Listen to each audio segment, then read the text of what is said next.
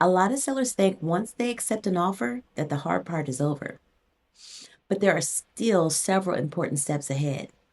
Hi, I'm Nahshon Moore with Red One Realty. There are still several milestones that have to happen before you officially close. After an offer is accepted, the property is considered under contract, but the transaction still has contingencies, deadlines, and timelines that need to be satisfied. For example, if the contract includes an inspection contingency, the buyer may have a defined inspection period, commonly around 7 to 10 days. During that time, the buyer can complete inspections and evaluate the condition of the property.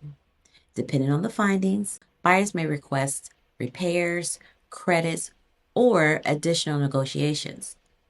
If the buyer is financing, the lender will also order an appraisal to determine the market value of the home. At the same time, the lender is reviewing the buyer's income, assets, credit, and documentation for final loan approval. Meanwhile, title work is being completed, closing figures are being prepared, and both parties are coordinating timelines and next steps. This is why communication and transaction management matter so much after acceptance. Because even after a strong offer is accepted, there are still moving parts that can affect the transaction. The goal isn't just getting an offer, it's getting all the way to a successful closing. If you're thinking about selling and want guidance through the process, I'd be happy to help. I'm Nahshon Moore with Red One Realty.